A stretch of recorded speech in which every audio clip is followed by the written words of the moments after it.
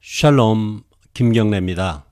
오늘의 제목은 예수의 죽음과 부활, 부제목으로는 인류를 위한 청사진, Jesus' Death and Resurrection, The Blueprint for Humanity, 영어로는 이런 제목이 되겠습니다. 고린도전서 15장을 본문으로 해서 그리고 다른 구절까지 포함해가지고 예수님의 죽음, 부활, 이것이 우리 인류하고 무슨 관련이 있는지 이 얘기를 해보고자 합니다.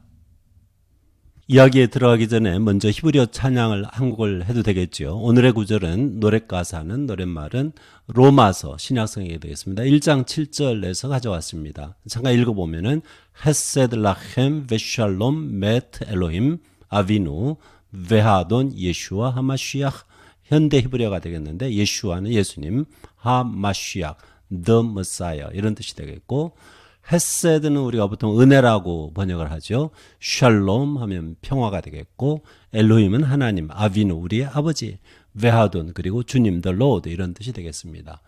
헤세드 라켐 베샬롬 메트 엘로힘 아비누 베하돈 예슈 하마시약, 우리 한글로는 하나님 우리 아버지와 주 예수 그리스도로 조차 은혜와 평강이 있기를 원하노라. 헤세드 라켐 베샬롬 메트 엘로힘 아비누 베하돈 예슈아 하마시약.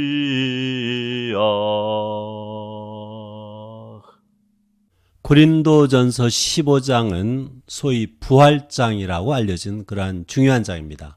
사도 바울이 부활에 대해서, 예수님의 부활을 기초로 해서 우리 인간의 부활에 대해서 얘기를 길게 얘기한 그러한 내용이 되겠습니다. 먼저 몇 절을 읽고 얘기를 시작해 볼까요? 42절부터 죽은 자의 부활도 그와 같으니 썩을 것으로 심고 썩지 아니할 것으로 다시 살아나며, 여기 썩을 것이 있고 썩지 아니할 것 대조적으로 나오죠. 썩을 것은 지금 우리의 그 몸뚱아리입니다. 우리가 태어나가지고 흙하고 같은 성분으로 이루어졌다는 이 몸, 이것이 바로 썩을 것이고, 또 우리가 부활한 후에는 그때 몸이라고 하겠죠. 그때 몸은 썩지 아니할 몸, 이런 식으로 지금 얘기를 하고 있습니다. 부활 전, 부활 후 완전히 다릅니다. 43절에 같은 얘기를 다른 표현으로 욕된 것으로 심고, 여기 욕된 것이라는 것은 영광스럽지 못하다, 영광의 반대 표현이 되겠죠. 부끄러운 것 이렇게 번역이 될 것도 같은데, 그 다음에 영광스러운 것으로 다시 살아나며, 또 같은 말을 또 다시 다른 표현으로 약한 것으로 심고 강한 것으로 다시 살아나며, 모든 인간이 지상에서 땅에서 태어날 때 그것은 썩을 것이요 욕된 것이요 그 다음에 약한 것입니다. 그러나 부활한 후에는 썩지 아니하는 몸, 영광스러운 몸, 그 다음에 강한 몸으로 다시 살아난다는 아주 간단한 얘기입니다. 어려가 하나도 없어요. 그 다음에 바울이 얼마나 이것을 반복해서 다른 표현을 가지고 얘기하느냐 하면은 이해를 못할까 봐 그런 것 같은데, 44절에 육의 몸으로 심고 신령한 몸으로 다시 살아나나니, 여기 또 육의 몸이 있은즉 또 영의 몸도 있느니라. 여기 영의 신령한 똑같은 헬라어로 똑같은 단어가 pneumatikon 이렇게 현대 그리스어로 읽는데, 그 다음에 육의 두 번 같이 나오는데 psychikon 이렇게 있습니다.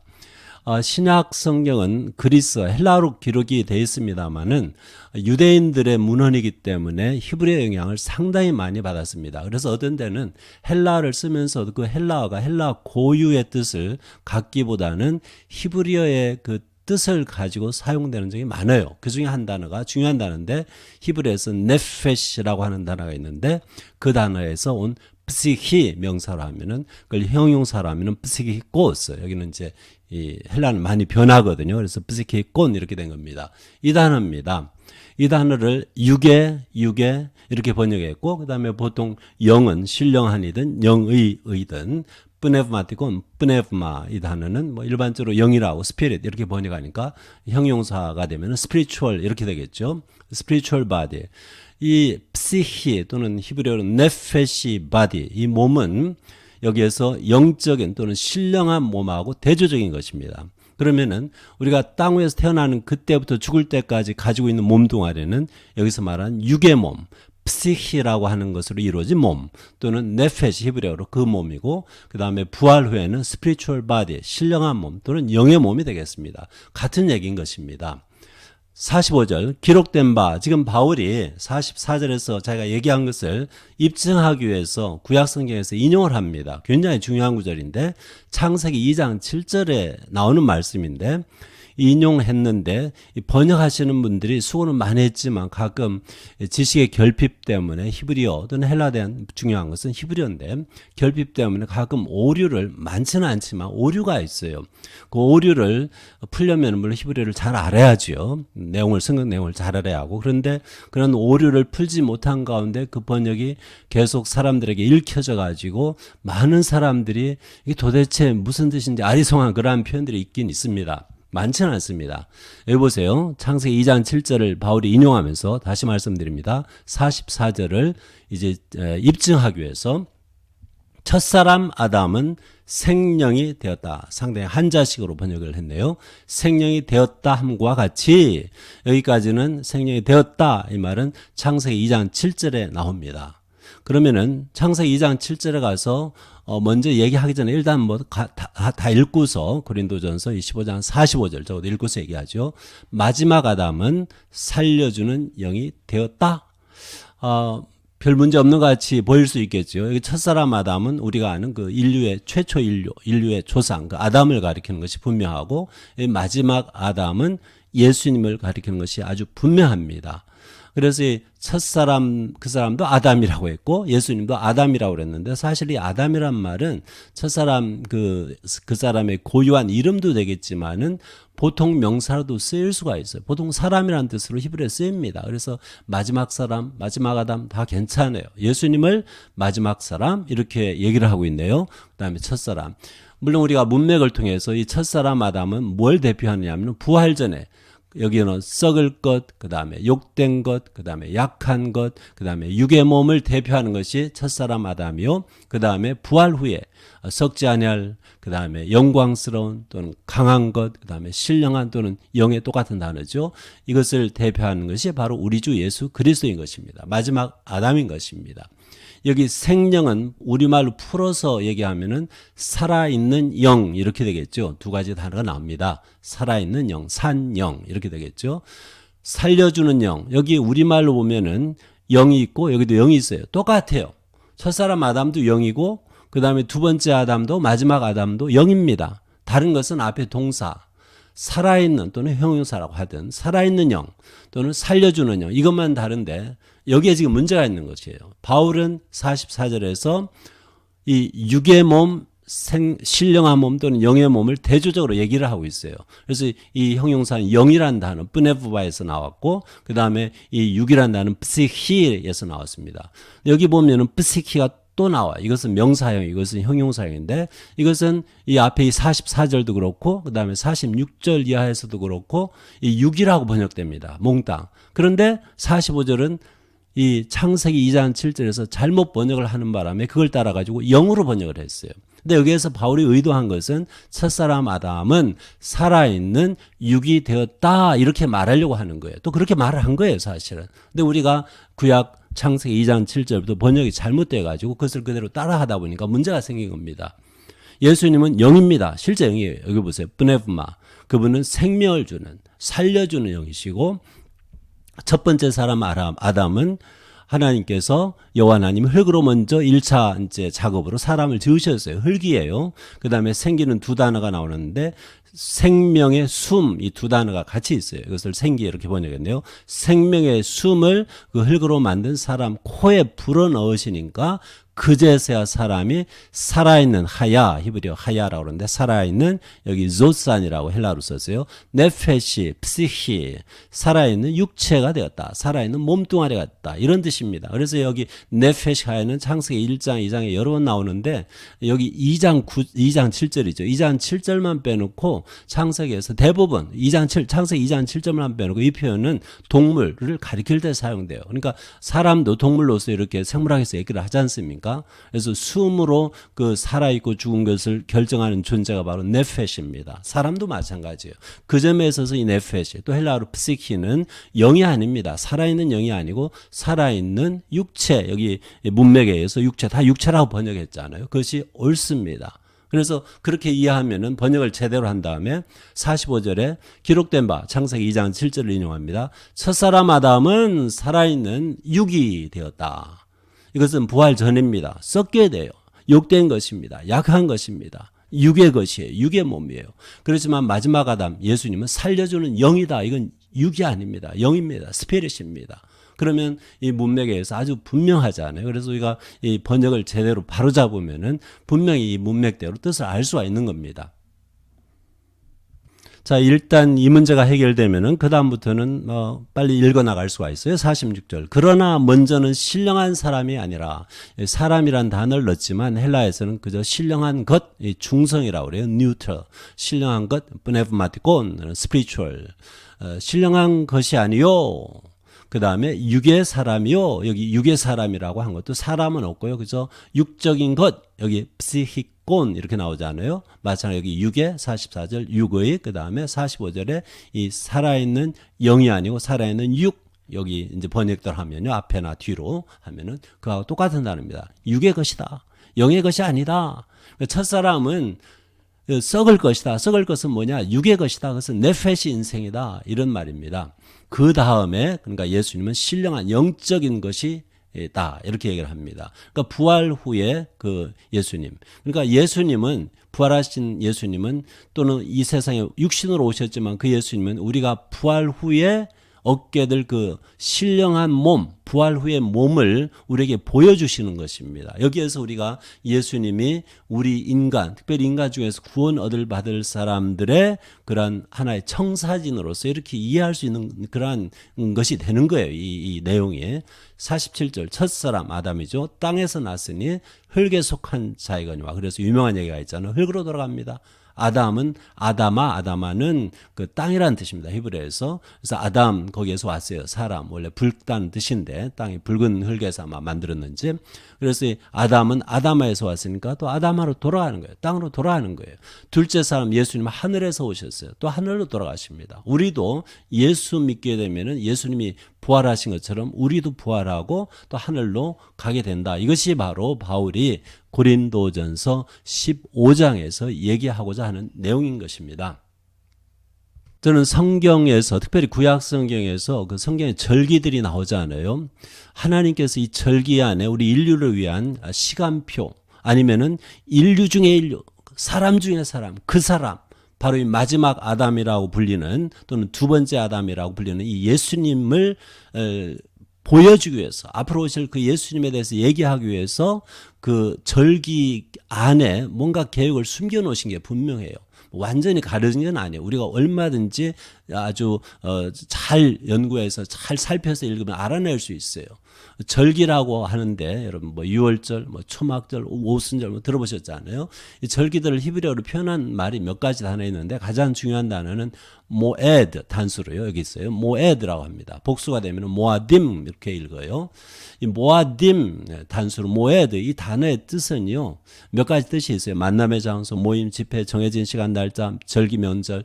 가장 아마 보편적인 뜻이 정해진 때 이런 뜻이 될 거예요. 그러니까 이 하나님께서 정하신 때 하나님이 때를 정하신 거예요. 여기에는 이미 하나의 스케줄, 하나의 계획도 있다는 것을 우리가 알 수가 있는 거예요. 그래서 이 절기를 통해서 하나님께서 인류를 위해서 또는 인류 중에 그 사람 예수 그리스도를 위해서 뭔가 정하신 계획을 볼 수 있습니다. 분명히 그래요. 얼마나 흥분되는 건지 몰라요. 이 절기 가운데서 하나님이 숨겨놓으셨거든요. 옛날에 이스라엘 사람들이 절기를 지킬 때 얼마나 이 앞으로 오실 메시아에 대해서 생각했는지 모르지만은 굉장히 중요한 비밀이 성경에서 비밀이 오묘하다는 그 비밀이 있어요. 그것은 밝혀질 거예요. 예수님 오시면 밝혀지는 겁니다. 그런 것을 숨겨놓으셨는데 하나님은 우리가 그것을 잘 살펴서 알아내기를 기뻐하시는 것 같아요. 또 그것을 알아낼 때마다 얼마나 기쁜지 몰라요. 그 얘기를 좀 먼저 하고서 예수님과 또 우리의 관계, 인류의 관계, 또 예수님의 죽음과 또 부활이 우리 인류를 위해서 어떻게 청사진 노릇 역할을 하는 건지 그 얘기를 하고자 하는 것입니다. 모든 절기, 모아딤에 대해서 얘기할 필요는 없거든요. 뭐 6월절에 대해서 얘기를 하면 돼요. 6월절은 보통 이스라엘 역법으로 정월 14일 저녁부터 일주일 동안 21일까지예요. 7일 동안. 이름은 6월절, 패사 이렇게 히브리어로 발음하는데 영어로 패스오버라고 그러잖아요. 또 무교절이 같은 기간에 다른 이름 또 겹칩니다. 이 무교절의 의미는 그 누룩, 교는 누룩이거든요. 누룩을 빼고서 빵을 만들어서 먹는 거예요. 그 기간 동안에는. 그래서 무교절, unleavened bread 이렇게 얘기를 하잖아요. 한 주간 내내 그 누룩을 사용할 수가 없어요. 누룩을 넣으면 빵이 이렇게 밀가루 부풀어지고 맛있잖아요. 그런데 그래서 안 넣으면 좀 먹기가 그렇더라고요. 이스라엘에서 이제 생활해 보니까. 어쨌든 그게 패삭, 6월절 또는 무교절이라고도 할 수 있는데 이 일주일 동안에요. 하나님께서 예수님하고 관련된 중요한 계획을 여기다 해놓으셨어요. 먼저 여기 주 30년이라고 그랬는데 예수님의 탄생 또는 예수님의 죽음의 연대 그것이 조금 차질이 있어요. 제가 볼 때 이 30년이 맞는 것 같은데 우리가 잘 살피면 연구해 보면 날짜를 알아낼 수 있는데 우리 양력 그레고리안 캘린더라고 그러죠. 4월 4일 이것은 유대력으로 그 당시에 1월 14일이 됩니다. 이 저녁이 바로 마지막 만찬하는 그 6월절 식사하는 시간이 되겠죠. 우리가 목요일로 알고 있어요. Thursday. 그 다음에 14일부터 15일 이 밤에는 예수님이 잡혀가지고 밤새 잠을 안 재워 이 사람들이. 그리고 신문을 해요. 여기저기 왔다 갔다 합니다. 요새 얼마나 피곤하겠어요. 그것이 14에서 15일 밤, 목요일 밤, 금요일까지 되죠.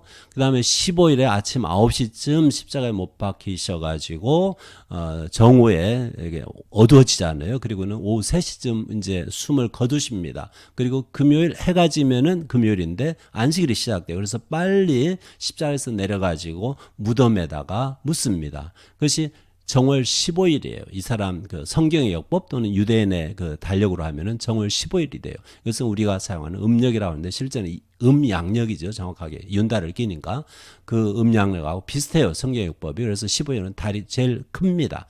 그 만월이 돼요. 만월 보름달이 되죠. 우리말로는 그때 예수님이 십자가에 달려 돌아가시고 그때 묻혀요. 이 날이 굉장히 중요한 날이에요. 이게 다 6월절 기간에 이루어지는 거예요. 그리고 부활이 있잖아요. 이 날부터 이제 3일째니까 주일날 15일이 금요일, 16일이 토요일, 17일이 일요일입니다. 주일입니다. 그날 부활하는 거예요. 그래서 이 부활까지도 이 6월절 안에 들어가 있어요. 그래서 예수님의 마지막 만찬, 그 다음에 체포되고, 그 다음에 십자가에 달려 돌아가시고 부활하시고 죽음과 부활이 이 6월절 안에 다 껴있는 거예요. 그러니까 하나님께서 이 6월절을 이스라엘 자손에게 정하셨거든요. 하나님이 정한 거예요. 이스라엘 백성들이 이때 우리가 이집트 나왔다. 이때 우리가 기념해서 뭐뭐 하자 이게 아니고요. 하나님께서 너희들 이날 꼭 지켜라 이거예요.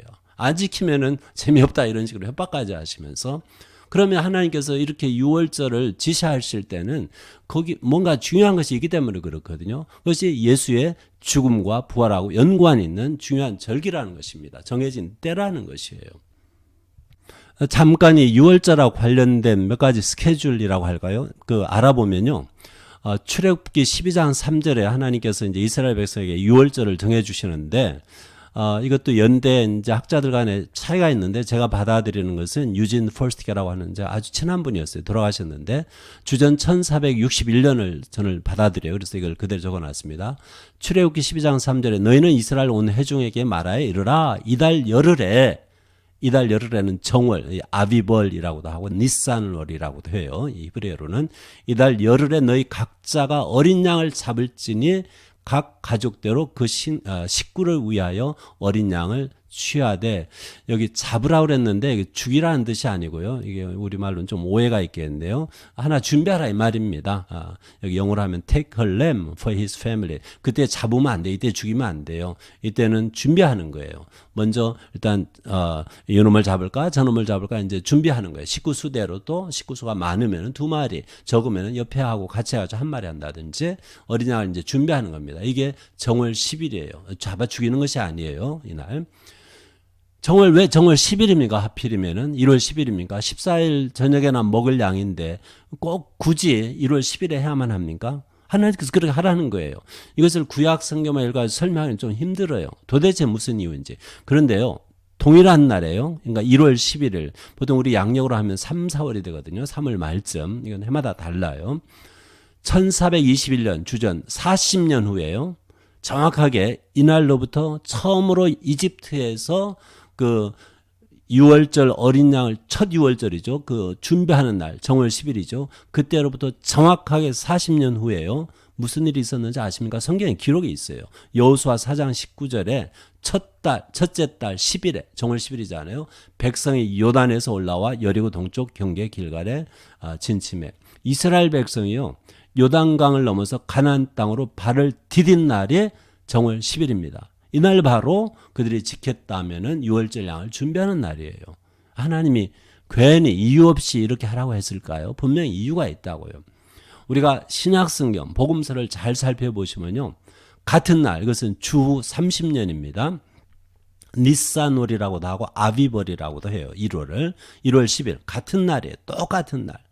그날 양력으로 우리가 그레고리언 캘린더라고 그러잖아요. 계산하면 3월 31일 마침 일요일입니다. 그날 무슨 일이 있었느냐 하면 우리가 종려주일이라고 하잖아요. 팜 선데이. 예수님이 나귀를 타고 감람산에서부터 또는 벳박에서부터 예루살렘 성으로 입성하는 그날이에요. 마치 왕처럼 상당히 상징적인 거죠. 예수님의 그 승리의 입성. 그것이 마태복음 21장에도 기록되어 있고 마태, 마가, 누가에만 다 기록되어 있어요. 여러분 한번 보세요. 그날 우리가 이렇게 복음서를 잘 읽어보면 그날이 바로 니산 또는 아비벌 10일이라는 걸 알 수가 있어요. 그렇다면은 예전에 출애굽기에서 하나님께서 이날 정월 10일에 6월절 어린 양을 준비하라. 그럼 여기에서 이 어린 양은 예수님을 의미하는 거예요. 상징하는 거예요. 이스라엘 백성을 죽음의 사자로부터 구하기 위해서 이 어린 양의 피가 필요합니다. 예수님께서 바로 그 어린 양이 되어서 어린 양처럼 그 역할을 해가지고 인류의 죄를 위해서 대신 십자가에 죽으시려고 하나님께서는 이 희생할 어린 양을 준비하신 거예요. 그날이 바로 정월 10일입니다. 하나님께서 얼마나 무섭게 이런 걸 계획하십니까? 저는 이런 걸 보면요, 우리 하나님이 보통 분이 아니에요. 이분 안 믿을 수가 없어요. 계속해서 보면은요, 민수기 33장 3절에 다 얘기할 필요는 없으니까요. 그들이 이스라엘 백성입니다. 첫째 달 15째 날에 1월 15일이죠. 1월 15일 람셋 이집트에 있습니다. 떠났으니 곧 6월절 다음 날이라. 그날 밤 정월 14일 밤은요 못 나가요. 무서워가지고 밖에는 죽음의 사자가 다 죽이거든요. 초태상은 사람이든 짐승이든 다 죽여버려요. 얼마나 무섭습니까? 거기 문간에다 피 바르고 그 안에 있어야만 해요. 그렇지 않으면 나가면 죽어요. 그래서 못 나오고 있는데 아마 새벽에 일찌감치 나오지 않았을까 싶어요. 정월 이제 15일에 이스라엘 자손 애굽 모든 사람이 목전에서 아주 신나게 나오는 거예요. 애굽 사람들이 무서우니까 빨리 나가주세요 그랬거든요. 이게 정월 15일입니다. 이 날짜가 더 중요해요. 이 날짜는 좀 전에 아까 미리 얘기했습니다. 예수님 십자가 달린 날이에요. 주 30년. 하나님께서 장난하는 게 아니에요. 굉장히 이러한 중요한 계획을 이 절기 안에 이미 다 얘기를 해놓으신 겁니다. 여기 우리가 출애굽을 엑소도스라고 헬라에서 온 거예요. 그래서 출애굽기 두 번째 성경 중에 두 번째 책을 엑소더스 이렇게 영어로 얘기하는데 엑소도스라는 헬라어 말에는 애굽, 이집트라는 단어는 없고요. 그냥 출발한다 이 말입니다. 영어로 departure 이런 뜻입니다. 출발. 그러니까 애굽을 출발. 이 이집트를 떠나는 것은 상당히 큰 의미가 있어요. 실제 이 초막절에도 의미가 있어요. 왜냐하면 이집트 떠나면은 광야 40년인데 그 생활 방식이 완전히 달라져요. 어떻게 달라지냐? 딱 한마디로 하면은 이집트에서는 자기가 노력해서 살면 돼요. 광야 40년은 자기가 노력해봤자 아무 의미가 없어요. 안 돼 아무것도. 음식도 안 나고 물도 안 나고 아무것도 없어요. 100% 하나님 바라기로 사는 거예요. 광야 인생입니다. 그런 의미가 있어요. 그것이 바로 초막절의 의미 중에 굉장히 중요한 의미예요. 예수님께서는 지금 이 departure, 이 출발, 떠나는 거지요. 떠나는 거예요. 예수님이 떠나는 거. 그래서 Exodus of Jesus 이렇게 얘기했는데 헬라어로 이렇게 씁니다. Exodus 이렇게 읽어요. 이 단어가요. 신약성에 두세 번 나오는데 그중에 한 번 굉장히 중요하게 나와요. 그것이 누가복음에 나와요. 여러분 그 산 위에서 높은 산 위에서 예수님이 세 제자 데리고 영광스러운 모습으로 나타나가지고 제자들이 깜짝 놀라거든요. 졸다가. 그리고 이제 베드로가 그 가운데 정신없이 뭐 초막 3개 지어가지고 뭐 여기에서 왜냐하면 그때 유명한 구약의 인물 2명이 나타났어요. 또 이 베드로와 또 다른 두 제자가 그냥 보자마자 알아봐요. 보지도 못했던 사람인데 한 사람은 모세고 또 한 사람은 엘리야거든요. 물론 그중 하나는 예수님입니다. 중요한 인물이죠. 예수님은 보통 예수님이 아니에요. 변화해서 영광스러운 예수님이에요. 세 사람이 얘기하는 모습을 봤어요. 이 세 제자리. 그런데 이 세 명, 그러니까 예수님하고 모세, 엘리야 세 명이 얘기를 나누는데 그 대화의 그 주제가 뭔지 아십니까? 그게 바로 엑소도스라고 헬라어로 기록이 되어 있어요. 누가복음 9장 31절에 엑소도스. 우리말 번역은 별세하실 것 이렇게 번역을 했습니다. 영어 NIV에서는 departure 이렇게 번역했어요. 이 단어가 우리가 보통 출애굽기를 위해서 그 책을 위해 쓰는 그 엑소도스 헬라어로 그 단어입니다. 예수님 별세하실래. 이것은 무슨 얘기겠어요, 여러분? 이 세 사람, 구약의 가장 유명한 모세와 엘리야, 또 예수님, 이 세 사람이 얘기하는 거, 뭐 오늘 뭐 먹을까, 뭐 이런 얘기 하겠어요? 시시걸렁한 얘기. 제일 중요한 얘기 안 하겠어요? 인류 역사 가운데 제일 중요한 얘기가 아니겠어요? 그것이 뭐냐? 예수님의 엑소도스입니다. 예수님이 세상을 떠나시는 거예요. 언제 떠나셨어요? 정월 15일에 떠나셨어요. 이스라엘 자손이 애굽을 떠난 거, 바로 그날에 공교롭게도 하나님의 아들 예수께서 사람의 모습으로 이 땅에 오셨다가 세상을 떠나는 그날이 정월 15일입니다. 우리말로는 돌아가셨어요. 또는 운명하셨어요. 그날이 정월 15일이에요. 하나님이 다 계획이 있는 거예요. 그냥 정월 15일에 뭐 이스라엘 백성 나오고 그렇게 한 게 아니에요. 또 6월절에 이런 일이 있도록 한 게 아니에요. 다 이유가 있는 겁니다. 여러분 이런 하나님 무시무시하지 않으세요? 저는 이런 하나님을 알면 알수록 이분을 안 믿을 수가 없는 거예요. 예. 반드시 믿어야만 하는 거예요. 그분이 우리 인류를 위해서 예수님을 통해서 많은 것을 보여주십니다. 그래서 예수님을 제가 청사진이라고 하는 거예요. 예수님의 죽음과 특별히 그분의 부활은 우리 인류의 청사진입니다. 우리 인류를 위한 청사진이 되는 거예요. 이 6월절 한 주간 얘기는 여기서 끝나는 게 아니에요. 네, 제가 여기 제목을 첫 이삭 한 단이라고 그랬는데 히브리어로 오멜 이렇게 읽습니다. 오멜은 그저 한 단, 이스라엘 역법으로 1월이면은 그 아비벌이라고 이름하는데 아비브라는 말은 여러분 보리 혹시 아십니까? 보리가 완전히 연글기 전에요. 조금 물렁물렁할 때 맛있어요. 저도 시골에서 그런 것을 이제 이렇게 잘라가지고 비벼 먹은 적이 있는 것 같아요. 예전에 어렸을 때. 이제 아직 완전히 연글기 전에 그래도 먹을 만한 그러한 그 보리 이삭을 아비브 이렇게 얘기합니다. 그때가 이스라엘 역법으로 정월이 돼요. 1월. 우리 한 양력 3월 정도 되는데 3월 하순. 그래서 이 1월을 아비브라고 그러는데 그때 이제 그 무렵에 이제 하반기에 보통 6월절 이제 이제 1월 15일 14일부터 시작되니까 그 무렵이면은 첫 곡식이 나와요. 보리가 나와요. 그러면은 보리를 수확을 시작하는데 처음으로 보리를 수확해가지고 뭐 레위기 23장 10절부터 읽죠. 이스라엘 자손에게 말하여 이르라. 너희는 내가 너희에게 주는 땅에 들어가서 너희의 곡물을 여기 보리입니다. 보리하고 밀이 있는데 보리부터 거두어요. 거둘 때 너희의 곡물의 첫 이삭 한 단을 이게 한 단이 오멜입니다. 히브리어로. 이것을 제사장에게로 가져가죠. 그러면 제사장은 너희를 위하여 그 단을 그 오멜을 여호와 앞에 기쁘게 받으심이 되도록 흔들으래요. 안식일 이튿날에 흔들으래요. 날짜를 또 정해놨어요. 이 정월 14일부터 21일 한 주간 동안 6월절 또는 무교절이라고 하는데 그때 안식일 이튿날 이건 우리말로 하면 썬데이 일요일이죠. 지금 말로 하면은요. 안식일 이튿날 해마다 다를 거예요. 뭐 17일이 될 수 있고 18일이 될 수도 있고 근데 안식일 이튿날 꼭 썬데이 꼭 일요일이에요. 왜 그렇습니까? 그것도 6월절 기간 중에 일요일. 하나님이 다 계획이 있는 거예요. 아마 이스라엘 백성이요. 과거 예수님 오시기 전까지 그저 이 계명을 준수했다고 합시다. 그래서 해마다 한 차례 이 날이 되면은 6월절 그 기간 동안에 일요일에 이제 보리곡식 한 단을 이제 추수한 것을 가져와다 흔들어요. 하나님께 아마 추수감사 비슷한 개념을 지키지 않았을까 싶어요. 그렇게 해석하지 않았을까 싶어요. 그런데 하나님은 생각이 있는 거예요. 다 계획이 있는 거예요. 요한복음 12장 24절에요. 예수님 말씀이에요. 내가 아멘 아멘 이렇게 나오는데 진실로 진실로 너에게 이른다. 한 알의 밀이 땅에 떨어져 죽지 아니하면 한 알 그대로 있고 죽으면 많은 열매를 맺느니라. 이 진리 모르는 사람이 어디 있겠습니까? 이 자연계의 진리 참 오묘하지요. 우리가 보통 내년을 위해서 다음 해를 위해서 준비하는 남겨두는 그 곡식은요. 그 씨앗은요. 건강한 겁니다. 썩어 빠진 씨앗을 남겨놓지는 않아요. 그래서 그 씨앗을 뿌리잖아요. 그러면 그것이 나는 죽지 않을 거야, 썩지 않을 거야. 그러면 영혼이 하나밖에 없어요.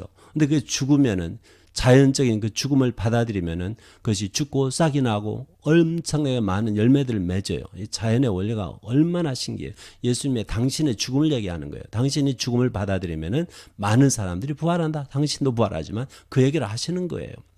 고린도전서 바울 사도의 이제 서신이죠. 15장 20절. 15장 전체가 부활장이라고 그랬잖아요. 그러나 이제 그리스도께서 죽은 자 가운데서 다시 살아나사 잠자는 자들의 첫 열매가 되셨도다. 여러분 여기서 바울이 무슨 얘기 하는 줄 아십니까? 이 사람 원래 바리새인입니다. 이 사람 구약 성경 잘 알아요. 이 사람이 레위기의 내용을 모를 리가 있겠어요? 여기 첫 열매라고 하는 것은 여기 레위기 23장 11절에 또는 10절부터 시작되는 그 곡물의 첫 이삭 한 단 그 얘기입니다. 그 얘기를 하는 거예요. 그래서 바울은 레위기 23장 10절 11절에서 이 처음으로 수확한 거둬들인 그 보리 그 곡식 그 첫 이삭 한 단을 그 철매 첫 열매를 예수님의 부활을 상징하는 것으로 이해를 한 겁니다. 그래서 이렇게 얘기하는 거예요. 상당히 유대적인 표현으로 이렇게 얘기를 하는 거예요. 유대인들은 레위기를 아는 사람들은 다 알아듣는 표현이에요. 그렇다면은 하나님께서 과거에 이스라엘 백성에게 너희들 6월절 한 기간 동안 정월 14일부터 21일 그때 일요일에 한번 끼지 그날에 반드시 처음으로 수확한 그 보리 곡식 한 단을 가져다가 흔들어라. 성소에서 흔들어라. 자기들은 모르고 하는 거예요. 천년 넘게 했겠지요. 아마 순종했으면은. 모르는 거 왜 하는지. 그런데 하나님은 아세요. 이날에 뭘 하실는지. 그래야 해서 마침내 주 30년 양력으로 하면 4월 7일 그 다음에 유대력으로 하면 정월 17일 일요일입니다. 일요일 안식 그 6월절 기간 동안에 안식 후 안식일 다음 날 일요일이에요. 그날 무슨 일이 일어난지 아십니까? 예수님이 죽음을 박차고 일어나셨어요. 부활하셨어요. 첫 열매가 되셨어요. 첫 열매. 죽었었어요. 땅에 떨어져 죽었어요. 그렇지만은 본인이 살아나시고 그 다음에 이분이 부활하신 것은 많은 사람들에게 이 청사진이 되어서 하나의 소망을 큰 희망을 주는 것입니다. 이것이 하나님께서 이 절기 속에 감추어 놓으신 그러한 비밀인 거예요. 우선은 당신의 아들 예수 그리스도를 위해서 감춰 놓은 비밀이고 그리고 그분 예수 그리스도를 믿을 많은 사람들을 위해서 감춰놓은 우리 인류를 위해서 감춰놓은 청사진인 것입니다. 하나님이 얼마나 무시무시한 분입니까? 그렇지만 그분은 또 우리를 사랑하세요. 이렇게 예전부터 그 예전부터 창세전부터 우리를 위해서 계획을 하신 분이에요. 저는 이 레위기 23장 특별히 10절 11절 첫 곡식 이걸 깨닫는 처음 여러 해 전인데요. 제가 이제 신학교에서 특별히 중국 사람들 상대로 성경을 가르치는 사람이기 때문에 처음 이걸 깨닫고요. 몸에 전율이 느껴질 정도더라고요. 하나님 참 대단하다. 이분을 안 믿을 수가 없는 거예요.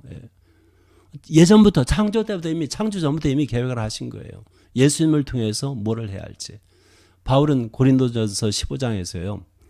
예수님을 마지막 아담이라고 불렀잖아요. 우리가 이미 봤어요. 그리고 첫 아담, 우리 인류의 조상을 첫 아담 또는 첫사람 아담 이렇게 부릅니다. 첫사람 아담은 하나님 만드셨는데 실패작이라고 하면 하나님 탓하는 것 같아가지고 이렇게 얘기하겠어요. 첫사람 아담은 스스로 실패했는데 그 실패 대명사가 됐어요. 실패 대명사가 됐어요.